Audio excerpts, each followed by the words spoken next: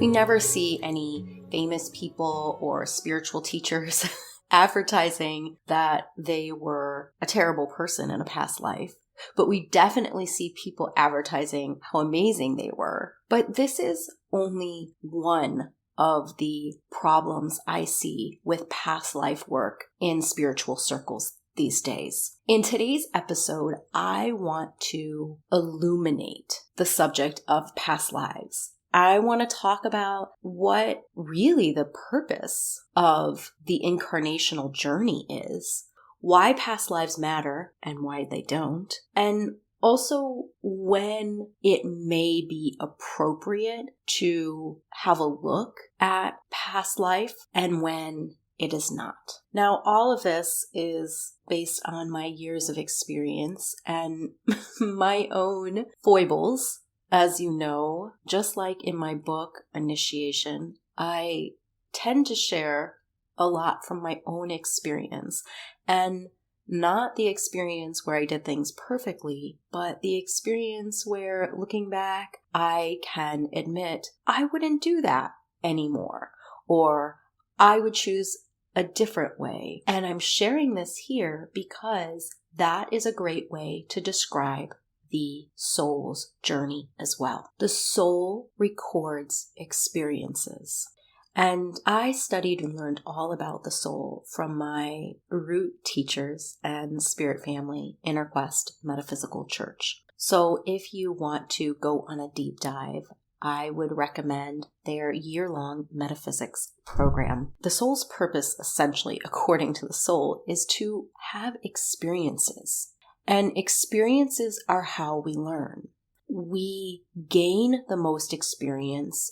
We advance the fastest when we have embodied experiences. For example, on a planetary body such as Earth, who has a 3D Earth school that we can anchor within physically and then have those physical experiences. These are the experiences that the soul records and that the soul learns from. And so from the soul's perspective, there isn't good and bad. There is experiences. There's making mistakes, learning from them, growing, acknowledging, and making different choices as we go along. And through those experiences, sometimes often harrowing experiences, challenging experiences, the soul grows and the soul expands in consciousness. Now, I do want to take a side street, a tangent.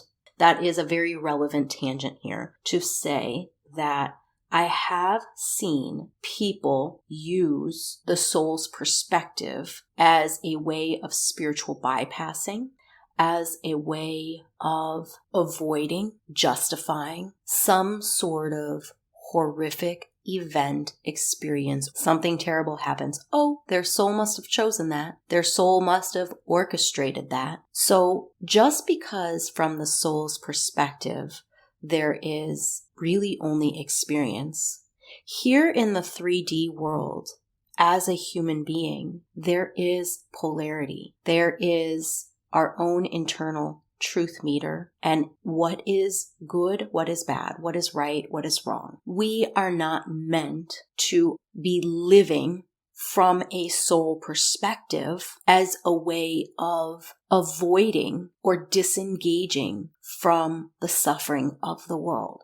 We're meant to integrate the soul, the body, and the higher self. This is really important to note because when we find ourselves starting to say things like, oh, that happened because of the soul's experience, listen to how that feels. Arrogant, egotistical, and completely devoid of compassion. And honestly, from where I sit today, and I forget this all the time, and I have to remind myself over and over and over, one of the most important points of human life is to know and remember themselves as love, is to be love, is to know that love is really all that matters. And we find this over and over and over in NDEs, right? Near-death experiences, people that started to cross to the other side, they come back and they realize it's all about love. None of that other stuff really mattered. Those external achievements didn't matter. It was love. And so I'm just wanting to really bring our attention to this epidemic in the spiritual community, in the New Age community, about hiding behind the quote unquote soul's perspective of, well, their soul must have chosen this. That is such a gross distortion of the metaphysical teaching of the soul's journey. As part of being human, we are invited to cultivate compassion. We are invited to cultivate love. And compassion doesn't mean running around and saving every single person. Compassion doesn't mean being a bleeding heart that is thrown around in the winds of the collective chaos. That's not compassion. That's an empath who has a lack of boundaries. So as we begin to unpack the soul and past lives, I want to always keep that in mind, that if at any point in time of your spiritual journey, you're starting to notice that your insight into the soul or your insight into your own past lives or other people's past lives is actually making you callous and rigid and demonstrating a lack of compassion, then it's time to take a pause and just examine that, because you could get stuck there. And I know with all of the stuff happening in the world, it's sometimes desirable to have a way out. It's sometimes desirable to not have to feel sadness or pain or all of the emotions that could arise on a daily basis, especially if you're really inundated with media and social media and news cycles. So the soul's journey is about gaining experience, recording experiences, and then learning from those experiences and making different choices and growing in their soul consciousness. So from this perspective, the soul does not decide if an experience was good or bad. In fact, from a soul perspective, the soul often wants to have experiences that are contrary to societal programming, to the ego. So listening to the soul and acting accordingly is hard. It's a lifetime work. And we don't get it right. No one gets it right. We may get it right some or a lot of the time, but no one gets it right all the time. So as the soul is having experiences, and I'm talking about experiences in a lifetime and then experiences across lifetimes, the soul is gaining experience, understanding, gifts, knowledge, but the soul is also recording trauma and woundings and times where they made a choice that then they realized wasn't the right choice, and then they can be caught in a loop of unforgiveness. And that lack of forgiveness of self can keep us stuck in a cycle or a pattern. And sometimes these cycles can carry on for lifetimes. And ultimately, anyone who's doing a journey in 3D Earth is going to have times where they forget who they are, sometimes whole incarnations, sometimes multiple incarnations, where they have forgotten the light of their soul, they have forgotten their own magic, they have forgotten their connection to source, and as a result, they descend not only deeply into matter, but deeply into the programming of the matrix. And they end up perpetrating behavior that hurts both themselves and others. And then when they start waking up to their behaviors, then they go into a period of shame and guilt and unforgiveness. And this can be a trap that we get caught in for lifetimes. So there is unlikely to be any person who is incarnated who has not made a mistake, who has not done something that was out of integrity with their soul consciousness. And most of us have had lifetimes on both sides of the fence. Lifetimes where we were aligned with the darkness. We were aligned with a governing body of subjugation and control, of persecution and pain. So the first thing it's important to do is to acknowledge that you've played on both sides of the fence. I am not suggesting that you immediately go into either side of the fence in terms of your soul's history and past life experience. That is never where I would start, and I want to talk about why. Most people, when they begin the spiritual journey, everyone seems to be interested, fascinated by past lives. And it makes sense because we desire to know, to be reflected, that there is more to life than what we can see, than what society and traditional schooling has taught us. In our heart of hearts, we know there's more. And past lives seems to be a gateway into exploring that more. If it is indeed true that we've had multiple lifetimes and that we've been this person and that character, then what else is possible, right? It opens up this realm of possibility. And sometimes an opening, that childlike wonder is stoked, and that begins to stir and awaken the heart. So for that reason alone, that initial fascination, there's nothing wrong with it. However, the hope is that we allow that initial fascination to stir our heart, and then hopefully we begin to focus on what is truly present for us right now. Not in the past, not in the future, but right now.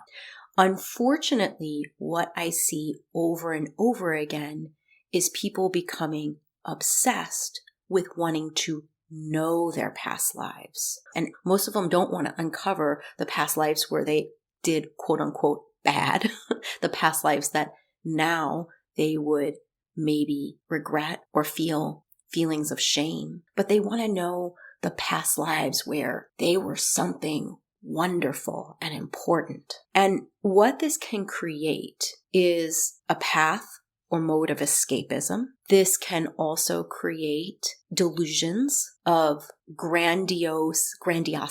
This can inflate the ego. I was a high priestess in the line of the Magdalene and had many lifetimes in Egypt, and therefore I do not need to do any training because I have full past life recall and full memory of my soul's journey. Well, if you had full access to your soul's journey, like really, number one, you would more than likely go crazy. Most of us, if we have an anchor to the 3D world, would not be able to hold the full knowledge of their soul's record. Second of all, if you had full access to your soul's experience, you probably wouldn't be talking about it because the soul is sacred. Life is sacred. And three, if you truly were such a high-level soul in a different lifetime, then why did you not complete with the incarnational cycle of planet Earth? Why are you still here? If we're still here, we've got work to do.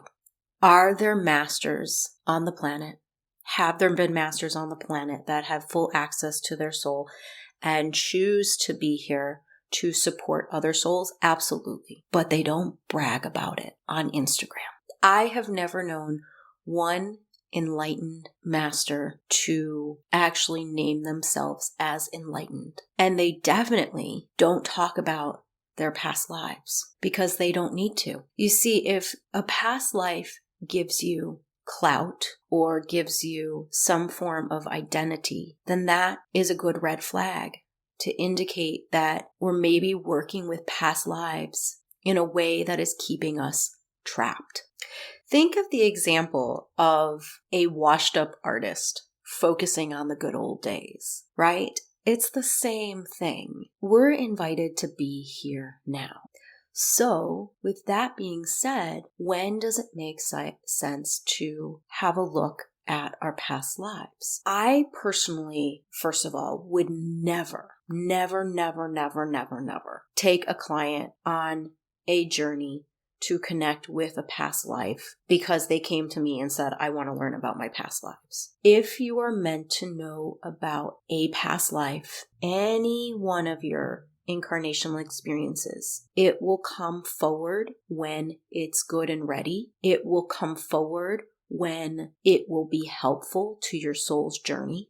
And one of the most dangerous things I think we can do is to go rooting around for past lives, rooting around for no reason other than sheer curiosity. With that being said, the reason we would go into a past life is if something is affecting you now in the present. There's a present thread that is coming forward. And when we trace it, it goes beyond this lifetime. Sometimes there's not even any correspondence in this lifetime, at which point it becomes a past life or soul issue or an ancestral trauma or issue. And unfortunately, this is not because something amazing is happening and all of a sudden you're starting to have impressions of this amazing time when you were, again, a high priestess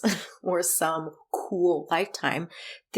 What starts to happen is a trauma starts to come forward, or a very strong, unhealthy pattern or belief system that, again, is either not being resolved by working with early childhood, early family patterning, or there doesn't seem to be a root there.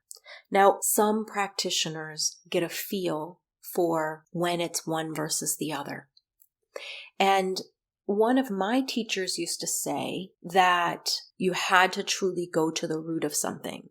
So, for example, if there is a pattern coming up and I go to the first experience I had with that pattern in this lifetime, but that's not actually the root of it, then you don't actually resolve it. If the root goes farther back, goes deeper, or has an original cause that is nested somewhere else, that root ball or nest is still going to have energy and still going to cause a problem. Now, that has seemingly been my experience as well.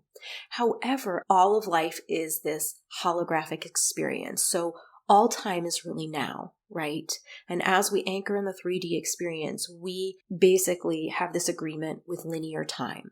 We experience time linearly. And as such, there is a past, present, and future. But from the soul's perspective, all time is now. And certainly from the higher self's perspective, all time is now.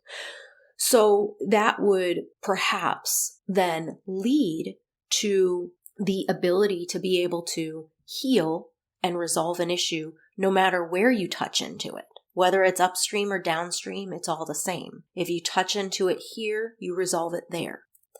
I am open to that, absolutely. And yet it has just been in the way that I work that has not necessarily been the case. And I've always had to trace deeper and farther to what seems like in linear time, the original root cause. But again, what's important to note here in either of these examples is the reason we work with it, is because there is something that is preventing you from moving forward.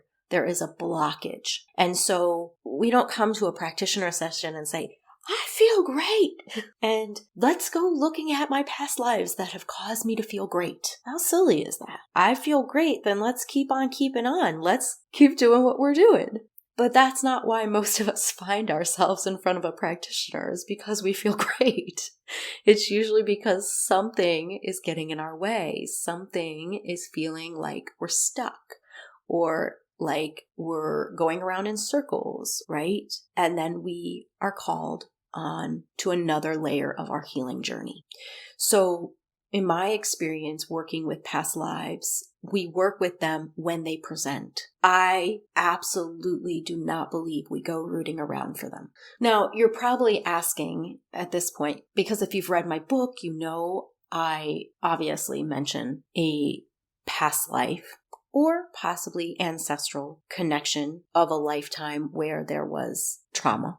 But I also mention, as part of my soul's journey, a connection to a time when I was fairy. But here is the thing about that. And this could actually be a whole episode, because what happens is when we begin to do deep healing work, to resolve early lifetime trauma patterns, to heal and resolve wounds from past lives, if and when they present, to resolve ancestral trauma, then sometimes as that space is created, as more light is allowed to embody, the light of the soul is allowed to embody further and further into the actual body, the physical vehicle itself. What happens is that will sometimes activate a soul remembrance. And for me, a soul remembrance is not a play-by-play movie reel of an entire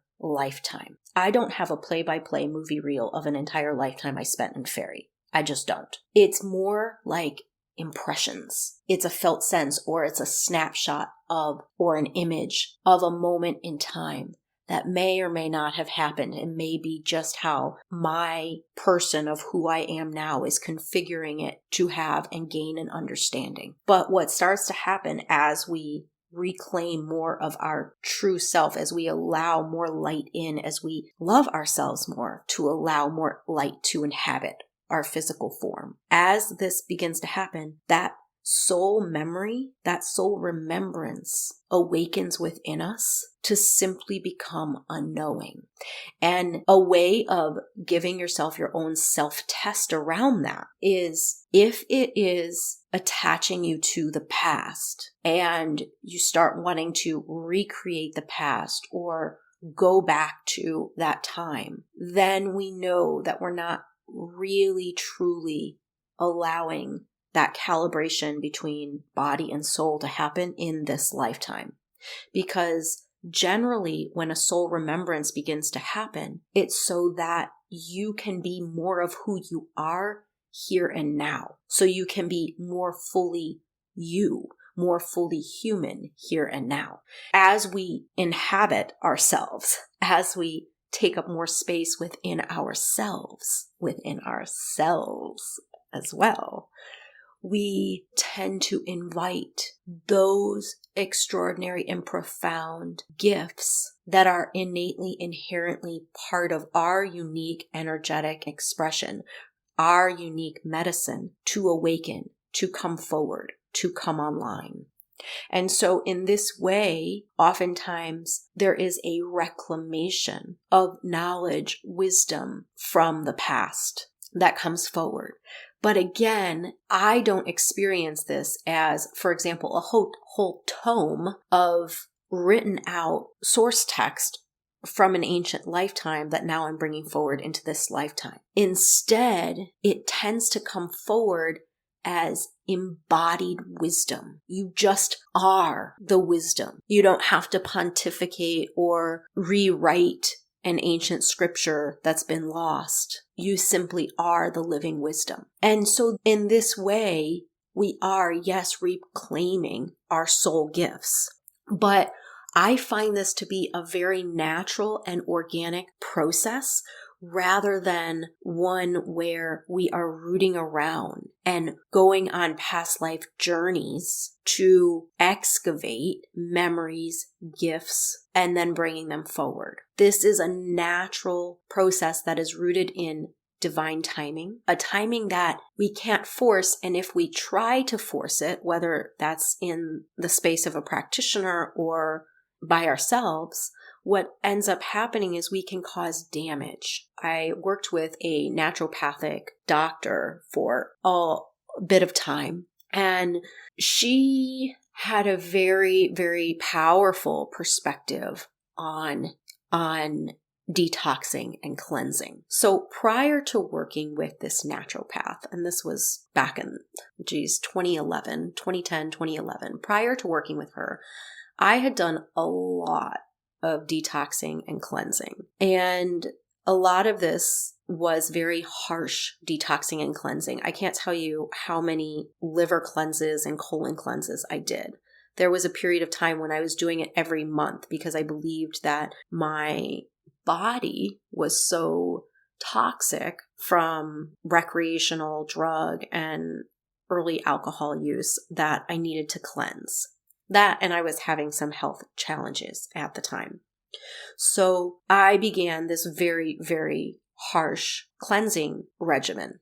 And I'm not going to go into the details, but if anybody has done heavy detoxing and cleansing, oftentimes we will get sick, very sick, before we get better. So when I began working with, at this naturopath, I wasn't a patient. I was actually, I worked there as reception and running the front desk.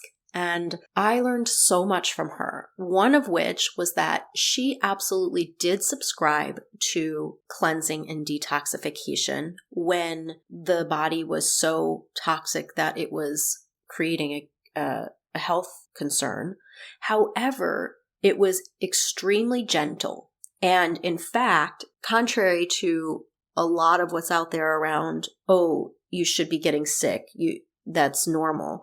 She actually felt that if you started to get sick and your symptoms became too intense, that you needed to slow down and go even more gentle because the body was not able to handle the heavy load of toxins that were being uprooted from the different places in the body. These toxins that had been buried, encapsulated in pockets of fat, usually for protection, right? Be it heavy metal, be it whatever kind of toxins, they were starting to uproot themselves in a way that was so fast that the body then was not able to stabilize and kick out and release the toxins fast enough.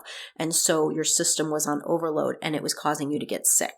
So that was not to say that a tiny headache or something of this sort wasn't common, but any kind of extreme sickness related symptoms, and she saw that as cause for concern, and she would slow down the whole detoxification process a lot.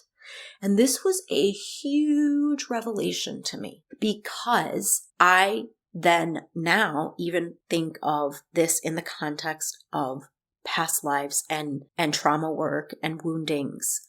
If we don't have a strong, stable foundation to allow some of these woundings, blockages to come up, then they can end up causing more harm than good. This is why I love working with essences, because plant spirits are obviously intelligent, sentient spirits that have their own intelligence and consciousness that seem to know what is ready to pop, what is ready to come forward, right? It's like that loose tooth. You remember when you were little and we started to have like a loose tooth, and there was this moment where the tooth was loose enough that it was hanging by that string and it just needed a little nudge, right, to come out. You didn't start working the tooth when it was just a little bit loose. It wasn't ready yet. And so this is the same thing I find with woundings, with blockages, whether it's related to early childhood or whether it's related to past lives, is that it's really important to know and trust the body and soul timing. And if we do, and if we create space and then create the right supportive conditions, then those pieces that are ready to come forward, ready to be worked out of the cells, because trauma does actually nest in the cells as well. It will come out, and the body and the soul will be able to work with it. They will be able to confront it and resolve it. But if we start rooting around and pulling on that tooth before it's time, we can end up causing damage and forcing something that's not yet ready. So the way that for me, I know it's time is when something is very strong in the field and it begins to come forward as a repetitive, unhealthy pattern that is showing up in the present, in the person's present day, daily life. So as we're coming down to the end of this episode, and I do have a couple of more things I want to share on this topic, I also want to share with you about my program, an initiatory journey called Dragon Heart.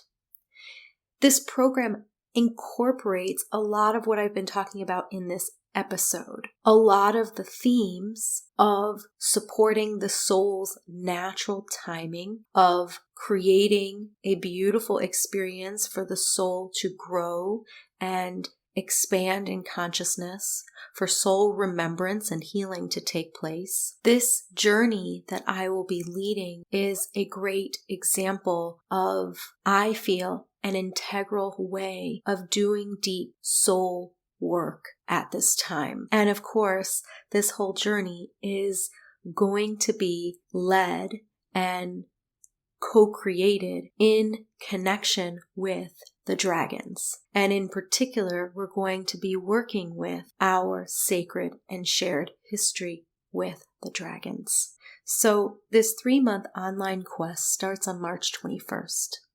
And it is very possible that past life, as well as soul and ancestral history, may come forward. So an opportunity for healing and resolving these places within ourselves may present. But just as I've been sharing about in this whole episode, we will not be rooting around, specifically going into an individual participant's soul history.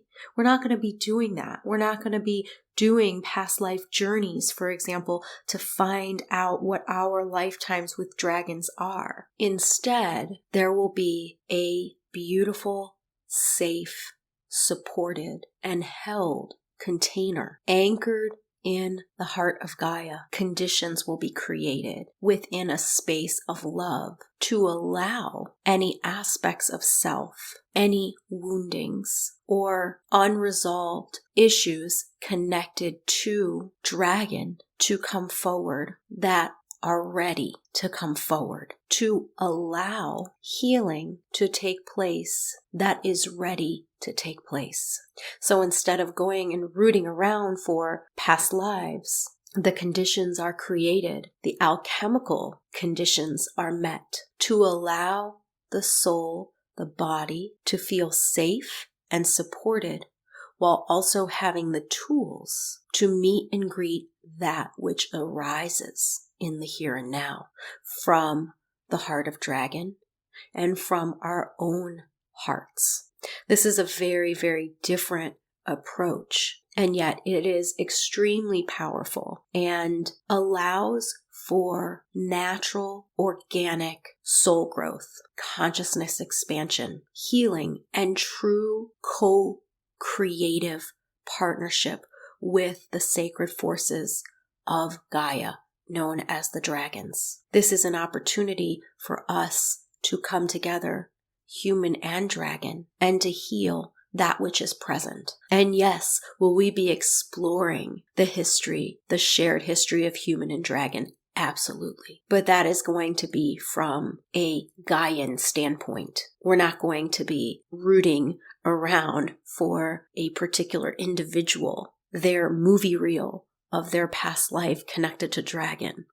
Instead, we're going to be unpacking the beautiful essence, the heart of dragon that goes all the way back into prehistory, pre-culture, pre-Lemuria, and tracing that sacred wisdom stream, that sacred lineage, and how it has shifted and changed over time, and then allowing that wisdom and understanding to sing forth that which is ready to be healed and resolved in the group. And I like to use the word sing here because that is truly how I see it. Is there is this almost like a beautiful snake charming, right? With the flute playing and then the snake gently rising, right? In correspondence to that song. Some say it is to the movement of the flute itself, but either way, it is that gentle invitation to allow something to choose to come out of hiding